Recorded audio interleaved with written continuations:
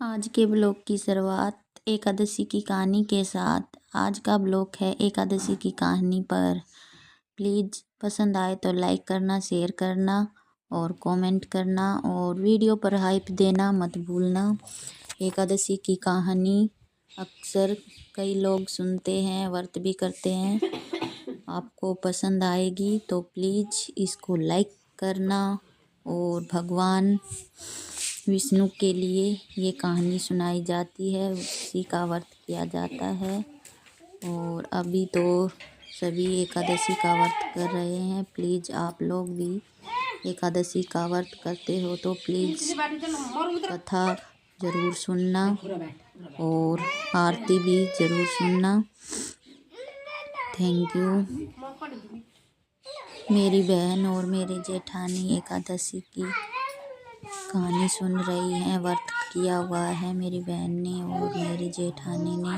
अभी मेरी बहन लड्डू गोपाल को तिलक कर रही है, फिर बाद में सभी को तिलक करके कहानी सुनेगी।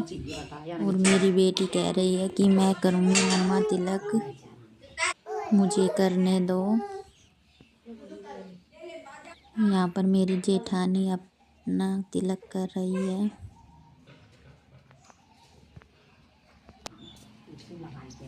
बाहर का मौसम धुंध का मौसम है। धुंध के मौसम में छत पर मोर आए हुए हैं, मैंने उसकी भी वीडियो बना ली है। मेरी बहन ने और मेरी जेठानी ने कहानी सुनना आरंभ कर दिया है। फोन में हमने कहानी चलाई है।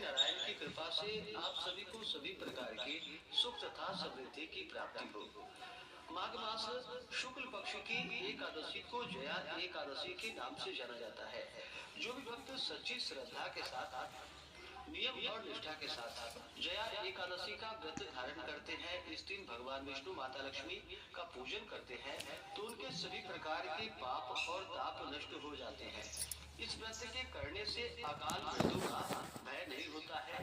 भूत प्रेत पिशाच आदि योनि भय से मुक्त हो जाते हैं। पितरों को सद्गति प्रदायक एवं व्रती को मोक्षदायक यह व्रत है। तो आइए सुनते हैं जया एकादशी व्रत की कथा और अंत में सुनेंगे एकादशी माता की आरती।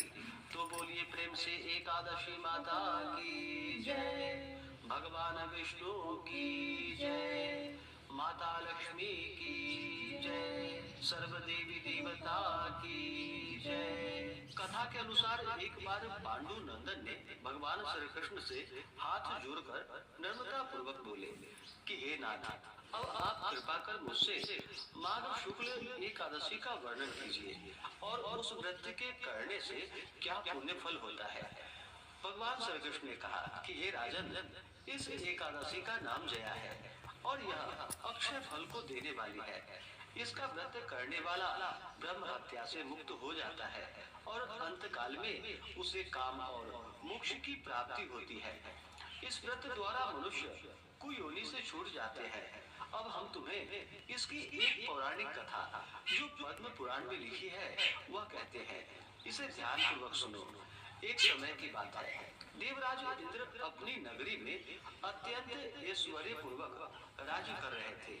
वहाँ के देवता सोमपान के प्रताप से हृष्ट पुष्ट एवं सौंदर्य के खान बन रहे थे। अप्सराओं से युक्त पारिजात पुष्प से सुशोभित नंदन कानन में क्रीड़ा कर रहे थे। महाराज इंद्र ऐश्वर्य से परिपूर्ण अप्सराओं और गंधर्वों के साथ नाच और गान में उन्मत्त हो रहे थे। गंधर्व गान कर रहे थे, अप्सराएं नाच रही थी।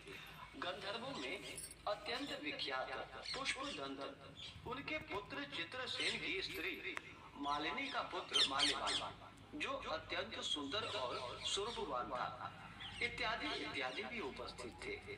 माल्यवान के अत्यंत सुंदर स्वरूप का अवलोकन कर पुष्पवती नामक एक अत्यंत रूपवती गंधर्व कन्या कामदेव की पीड़ा से व्यथित हो उठी और अपने सुंदर स्वरूप और हाव भाव एवं दिव्य कटाक्षों से माल्यवान के हृदय को व्यथित एवं कामाशक्त कर दिया।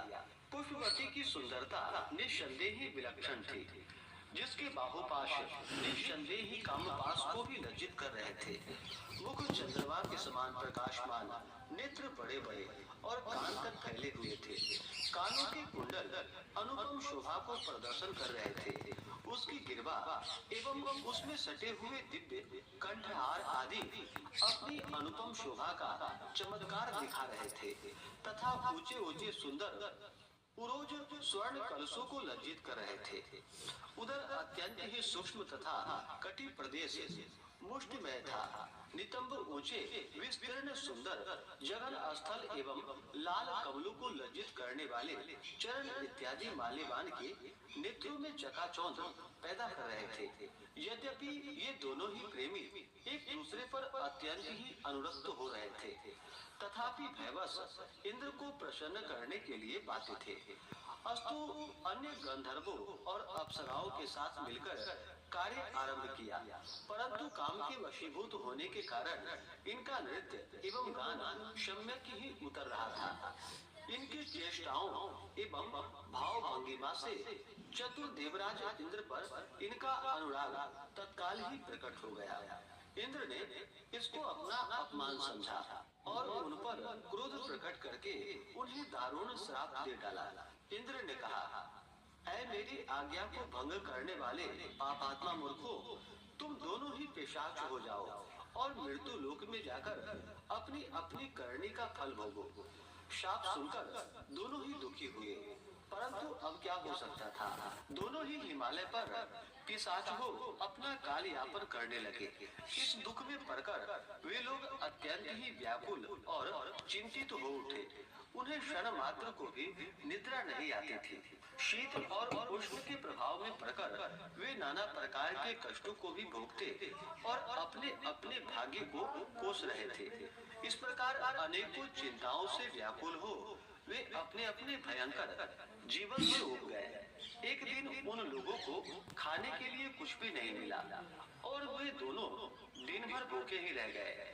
रात को चिंता एवं शीत के कारण नींद भी नहीं आई। दैव योग से वह जया नामक एकादशी का दिन था। अस्तु द्वादशी के दिन सूर्योदय होते ही इनका पिशाच तत्व नष्ट हो गया और उनका वही प्राचीन दिव्य रूप उन्हें प्राप्त हुआ। देवताओं और अप्सराएं उनकी स्तुति करने लगे। उन लोगों ने जाकर देवराज इंद्र को प्रणाम किया। देवराज इंद्र उनका दिव्य रूप देख आश्चर्यचकित हो गए और उनसे पूछा कि कहो, तुम्हारा पिशाच तत्व किस प्रकार नष्ट हुआ। माल्यवान ने हाथ जोड़कर निवेदन किया कि हे प्रभु, यह जया नामक एकादशी के अनजाने व्रत करने का पुण्य फल है। उसकी ऐसी वाणी को सुनकर देवराज इंद्र ने कहा कि भक्ति एवं जया एकादशी के अनुग्रह से तुम्हारा पिशाच तत्व नष्ट हो गया है और अब तुम देवताओं से भी वंदना के योग्य हो गए हो। अस्तु अब तुम दोनों आनंद पूर्वक देवलोक में आनंद करो। फिर भगवान श्री कृष्ण कहते हैं कि हे राजन, देखो कैसा प्रभाव दिखाया इस जया एकादशी व्रत के पुण्य फल ने। इसलिए इस जया एकादशी व्रत को अवश्य करनी चाहिए, क्योंकि यह व्रत अनेकों अनुपम फलों को देने वाला है। भक्ति पूर्वक जया का व्रत करने वाला निसंदेह 100 वर्ष पर्यंत स्वर्ग में निवास करता है। तो बोलिए प्रेम से भगवान विष्णु की जय, माता लक्ष्मी की जय। अब सुनते हैं एकादशी माता। माई रहती थी। गांव की सभी औरतें रोज तुलसी माता को सींचने जाती। सब तो सींच कर आ जाती, परंतु बुढ़िया माई सींचती और कहती, हे तुलसी माता, सबकी दादा, मैं तेरा बिरला सींचती हूँ। मुझे बहू दे, पीले रंग की धोती दे, मीठा मीठा घास दे, बैकुंठ में वास दे, चटक की चाल दे, 11 का दिन दे और कृष्ण का कंधा दे। तब तुलसी माता यह बात सुनकर सूखने लगी। तो भगवान ने पूछा, हे तुलसी, तुम क्यों सूख रही हो? तुलसी माता ने कहा, मेरे मन की मत पूछो। तो भगवान ने कहा, अगर मैं ये बात नहीं पूछूंगा तो कौन पूछेगा? तो तुलसी माता ने कहा, एक बुढ़िया रोज आती है और यही बात कह जाती है, परंतु मैं सब बात तो पूरी कर दूंगी, लेकिन कृष्ण का कंधा कहाँ से दूंगी? तो भगवान बोले, जब ये मरेगी तो मैं अपने आप कंधा देने आऊंगा। तू बुढ़िया माई से कह दियो। बाद में बुढ़िया माई मर गई। सारे गांव वाले इकट्ठे हो गए और बुढ़िया को ले जाने लगे तो वह इतनी भारी हो गई कि किसी से नहीं उठी। तब सबने कहा, यह तो इतनी पूजा पाठ करती थी, पाप नष्ट होने की माला फेरती थी, फिर भी भारी हो गई। बूढ़े ब्राह्मण के भेष में भगवान आए और सबसे पूछा, यह कैसी भीड़ है? तब आदमी बोले, यह बुढ़िया मर गई, पापिन थी, इसलिए किसी से नहीं उठती। तो भगवान ने कान के पास जाकर कहा, बुढ़िया माई, मन की निकाल ले, पीतांबर की धोती ले, मीठा मीठा घास ले, बैकुंठ का वास ले, चटक की चाल ले, चंदन का काठ ले, झालर की झनकार, दाल भात को जीवन और कृष्ण का कंधा ले। फिर यह बात सुनकर बुढ़िया माई हल्की हो गई। भगवान जी अपने कंधे पर ले गए और उसे मुक्ति मिल गई। हे तुलसी माता, जैसी उसकी मुक्ति करी वैसी हमारी भी करना, और जैसे भगवान ने कंधा उसको दिया वैसा हमें भी देना। बोलो तुलसा महारानी की जय हो। तेरे नाम गिनाऊं तेरी भक्ति प्रदान करनी, गण गौरव की देनी माता शास्त्रों में वर्णी। ओम जय एकादशी माता, विष्णु पूजा व्रत को धारण कर शक्ति मुक्ति पाता। मर्गशीर्ष के कृष्ण पक्ष की उत्पन्ना विश्वतारिणी जन्मी, शुक्ल पक्ष में हुई मोक्षदा मुक्तिदाता मन आई। ओम जय एकादशी माता, विष्णु पूजा व्रत को धारण कर शक्ति मुक्ति पाता। पौष के कृष्ण पक्ष की सफला नामक है, शुक्ल पक्ष में होए पुत्रदा आनंद अधिक रहे। ओम जय एकादशी माता, विष्णु पूजा व्रत को धारण कर शक्ति मुक्ति पाता। नाम षटतीला माघ मास में कृष्ण पक्ष आवे, शुक्ल पक्ष में जया कहावे, विजय सदा पावे। ओम जय एकादशी माता, विष्णु पूजा व्रत को धारण कर शक्ति मुक्ति पाता।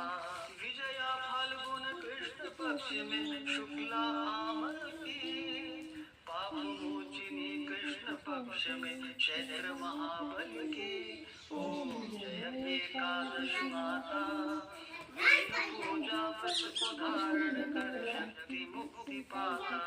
चैत्र शुक्ल में नाम कामदा धन देने वाली, नाम मरुदिनी कृष्ण पक्ष में वैष्णव वाली। ओम जय एकादशी माता, विष्णु पूजा व्रत को धारण कर शक्ति मुक्ति पाता।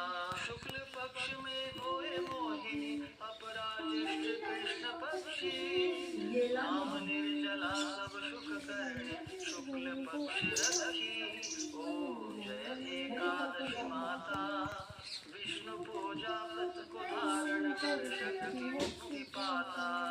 योगिनी नाम आषाढ़ माह में जानो कृष्ण पक्ष करनी, देव शयन नाम कहायो शुक्ल पक्ष धरनी।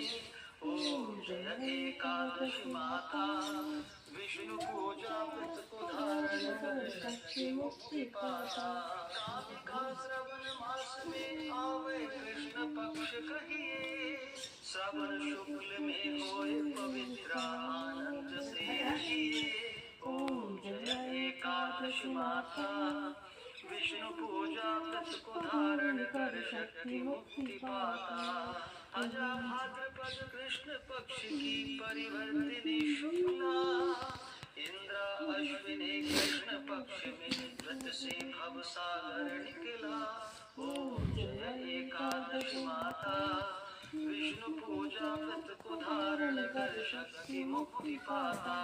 पापांकुशा है शुक्ल पक्ष में आप हरणहारी, रमा मास कार्तिक में आप सुखदायक भारी। ओम जय एकादशी माता, विष्णु पूजा व्रत को धारण कर शक्ति मुक्ति पाता।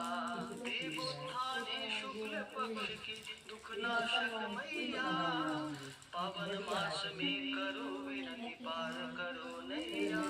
ओम जय एकादशी माता, विष्णु पूजा व्रत को धारण कर शक्ति मुक्ति पाता।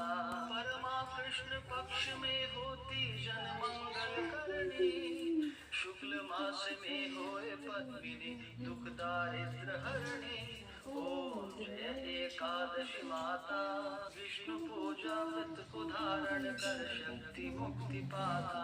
जो कोई आरती एकादशी की भक्ति सहित गावे, जन गुर पिता स्वर्ग का वासा निश्चय ही पावे। ओम जय एकादशी माता, विष्णु पूजा व्रत को धारण कर शक्ति मुक्ति पाता।